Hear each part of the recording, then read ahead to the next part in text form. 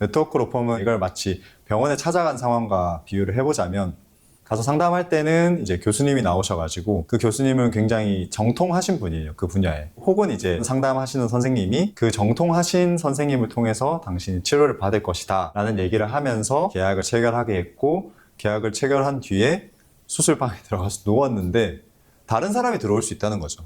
안녕하세요. 저는 법무법인 태평양이라는 회사에서 주로 소송 쪽에서 일을 하다가 법률사무소 근본 대표 변호사로 일하고 있는 우주경이라고 합니다. 네, 안녕하세요. 저는 김앤장 법률사무소에서 근무하다가 여기 근본 법률사무소에서 파트너 변호사로 일하고 있는 윤혜연이라고 합니다. 안녕하세요. 저는 법무법인 대류가주에서 근무하다가 지금은 근본의 대표 변호사로 있는 오영호 변호사라고 합니다. 이제는 네트워크 로펌에 대해서 좀 말씀을 드리려고 합니다. 네트워크 로펌이라는 것이 결국 전국적으로 분사무소를 두고 많은 곳에 이제 광고를 하면서 여러 가지 규모를 넓혀가고 있는 로펌을 말하는데요. 최근에 일부 네트워크 로펌들이 조금 논란이 많이 됐었습니다.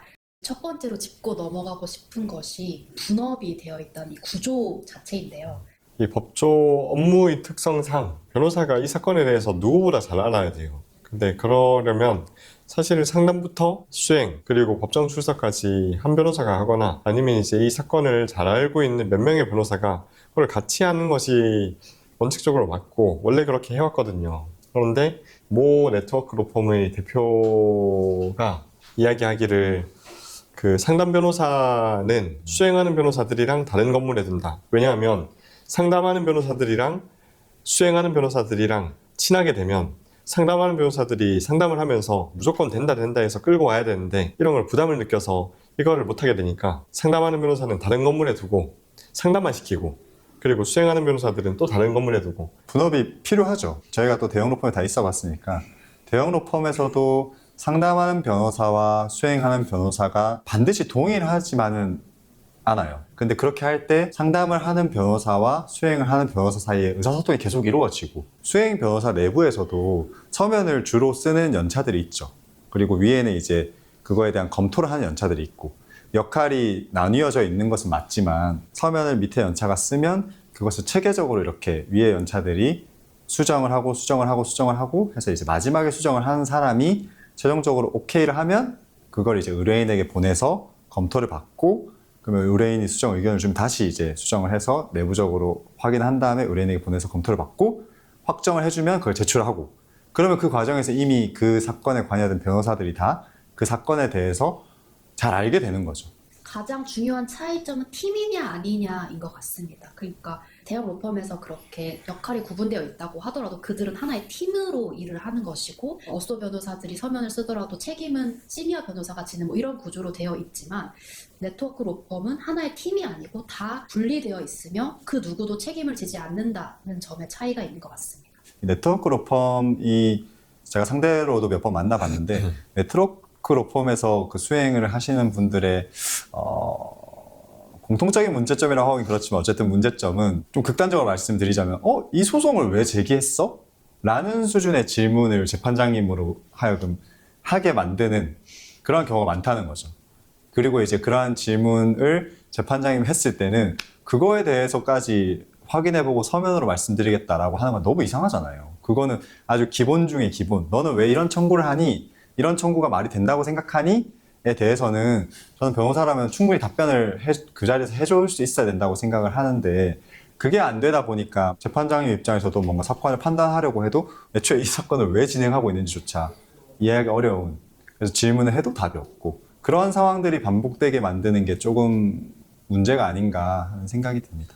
그래서 이러한 이제 구조 자체가 리스크 고지를 부재시킨다. 즉 의뢰인이 정말 응당 알아야 할 기본적인 어떤 패소 가능성, 승소 가능성 내지는 객관적인 정보들을 모두 다 생략시키고 지금 오늘 바로 수임하시면 좀 더 싼 가격에 해드릴 수 있고 승소 보장해드립니다. 이런 식으로 이제 의뢰인들을 유인하는 구조로 연결이 되는 것이죠. 승소할 수 있는 상황에서 그렇게 승소할 수 있다고 얘기하는 거는 아무 문제가 없죠. 하지만 승소할 수 없는 상황에서 승소할 수 있다고 무리하게 이야기를 해서 수임을 하게 되면 사실은 어떤 의미에서는 저는 사기가 아닌가 생각을 합니다. 그런데 여기에 대해서 퍼센티지를 정확하게 따질 수 없기 때문에 이게 문제를 삼기도 쉽지 않죠.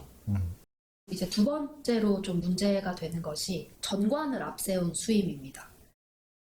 이렇게 전관 출신 변호사를 선임을 하게 되면 실력이 더 좋거나 그러지는 않을까요? 저는 그것도 충분히 일리는 있다고 생각합니다. 왜냐하면 뭐 판사하시면은 어떤 사건을 보는 시각이라든지 뭐 그 절차라든지 뭐 이런 어떤 것들에 훨씬 더 뭐 잘 아실 수 있고 실력적인 측면에서 당연히 뛰어날 수 있다는 점에 대해서는 동의를 하는데, 근데 문제는 이제 네트워크 로펌에서 그분들 앞세워 수임을 했을 때 그분들에게 실무를 맡기느냐. 방송에 나오는 분은 아예 얼굴조차 못 봤다고 하던데, 비싼 돈을 받은 다음에 정관 출신 변호사의 이름만 올려놓다거나 그렇게 얼굴조차 안 보여주는 이러한 상황이 문제가 아닌가 싶습니다. 이제 네트워크 로펌의 또 다른 이제 문제라고 지적되는 게 변호사와 연락이 불가하다는 점인데요. 일부 네트워크 로펌의 경우에는 제가 알기로 이제 대표 번호로 전화를 해야지 여러 부서들을 연결하다가 겨우 이제 변호사랑 연락이 된다고 합니다. 사실 저는 이 사실 자체가 되게 충격이었던 게 변호사의 번호를 애초에 공개를 안 한다는 것 자체가 좀 충격이었고, 예를 들어서 그럼 의뢰인이 당장 내일 기일인데 급하게 뭔가 사정 변경이 생겨서 뭔가를 제출해야 될 때도 결국에 대표 번호를 통해서 업무 시간에 한정해서 연결돼서 전달이 되어야 한다는 점이 조금 충격이었던 것 같습니다. 저희는 이해하기 쉽지 않은데, 생각보다 저희를 찾아오시는 그 AS를 받으러 오시는 의뢰인들 중에서 네트워크 로펌뿐만 아니라 다른 곳에서 이제 변호사를 선임하신 분들도 변호사와 연락이 안 된다는 말씀 그렇게 많이 하세요. 맞아요. 이렇게 말씀하시더라고요. 변호사님이랑 연락하려면 일단 문자로 연락을 해놔야 된다. 맞아요. 그러면 이제 그 변호사님이 시간이 될 때 전화를 주는, 그리고 안 줄 수도 있는 그런 구조라서.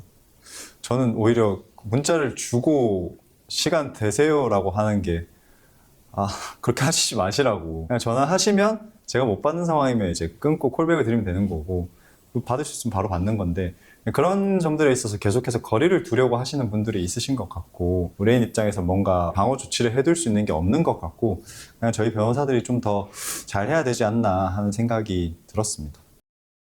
식당을 하던 아주 작은 사업을 하던 결국 재방문을 유도하는 게 목적이잖아요. 다만 이 법률 서비스라는 거는 근데 재방문을 염두에 두지 않아도 되는 거라고 생각을 하시는 것 같습니다. 이 사람의 송사라는 게 인생에서 한 번 정도 뭐 있을까 말까 한 것이기 때문에 한 명한테 잘 보여서 그 한 명에게 2번, 3번 방문을 유도하는 것보다 뭔가 뿌려서 이 여러 명의 파일을 한 번에 가져가는 게 훨씬 이득이라는 사업 구조를 생각하신 것 같아요. 그렇기 때문에 한 명한테 잘 보일 필요 없고 한 명을 수임을 하면 그냥 그 사람은 끝이고 바로 다른 사람을 찾아 나가게 되는 그런 유인 때문에 재방문의 유인보다는 새로운 의뢰인에게 광고를 하고 더 잘 보이려는 유인이 더 큰 것 같습니다. 아까 말씀드린 그 일반적인 대형 로펌의 구조와 네트워크 로펌의 구조가 다르다고 말씀드렸는데, 거기서 오는 차이가 큰 것 같네요. 일반적인 대형 로펌은 기업이 고객이다 보니까 계속적 고객이 되는 거다 보니까 이제 서비스에 계속 신경을 쓸 수밖에 없는데, 일반 고객이 자기 문제로 다시 오는 경우는 정말 드물어요. 일부 네트워크 로펌에서는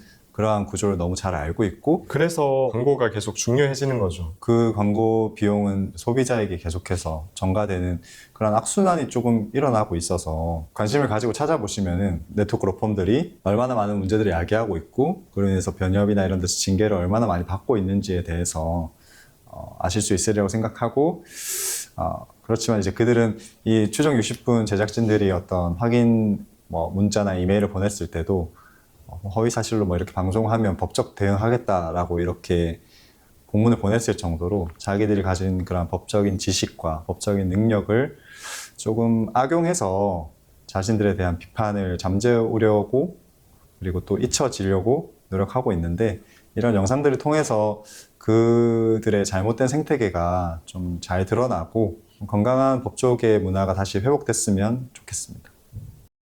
우리 일반인들 입장에서 도장을 찍기 전에 이곳이 네트워크 로펌인지 알 수 있어야 되고 피할 수 있어야 되잖아요. 그 방법들이 있을까요?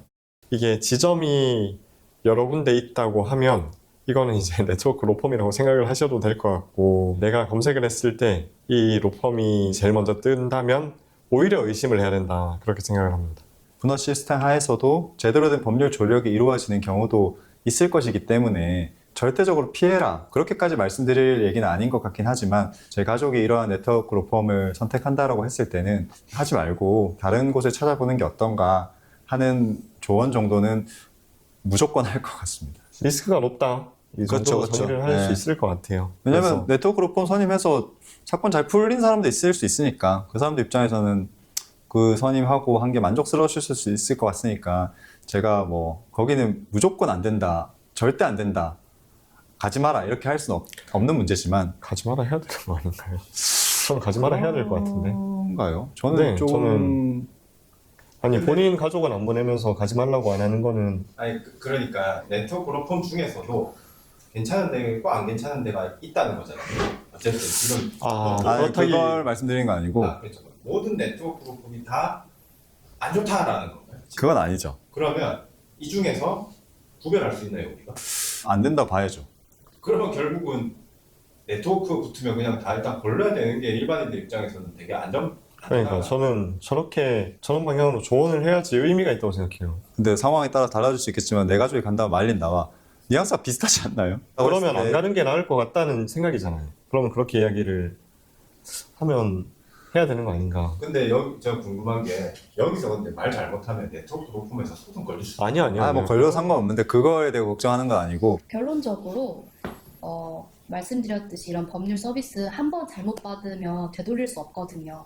그렇기 때문에 처음 선택을 정말 잘 하셔야 되는데 굳이 불량 변호사나 네트워크 로펌은 선택하지 않으시는 게 조금이나마 좋은 법률 서비스를 받을 수 있는 확률을 높일 수 있는 길이라고 생각합니다. 불량 변호사는 거르기가 어려울 수도 있지만 네트워크 로펌은 걸을 수는 있다. 이 정도까지 말씀을 드리는 게 적절하지 않을까요? 좋습니다. 좋습니다. 저희 가족이 간다고 하면 말릴 겁니다. 네. 제 후배 변호사가 자기 친척이 네트워크 로펌으로 간다 해가지고 뜯어 말린 적이 있어요. 네트워크 로펌은 이걸 마치 병원에 찾아간 상황과 비유를 해보자면 가서 상담할 때는 상담하시는 선생님이 그 정통하신 선생님을 통해서 당신이 치료를 받을 것이다 라는 얘기를 하면서 이제 계약을 체결하게 했고 계약을 체결한 뒤에 수술방에 들어가서 누웠는데 다른 사람이 들어올 수 있다는 거죠. 그리고 그 다른 사람이 나의 상황에 대해서 제대로 알고 들어오면 좋겠지만 그러지 못할 가능성이 굉장히 높은 그런 상황이다. 그리고 그 사람이 전달받은 나의 상태는 나의 실제 상태와는 굉장히 다른 상황일 수 있다. 그 상황에서 수술이 제대로 될 가능성도 있겠지만 그 상황에서 수술이 제대로 되기를 바란다는 것은 너무 요행을 바라는 것이 아닌가 하는 생각이 들고 그런 관점에서 이제 네트워크 로펌을 바라보는 의뢰인들의 시각도 좀 비슷한 방향일 수 있지 않을까 하는 것이 저의 생각입니다.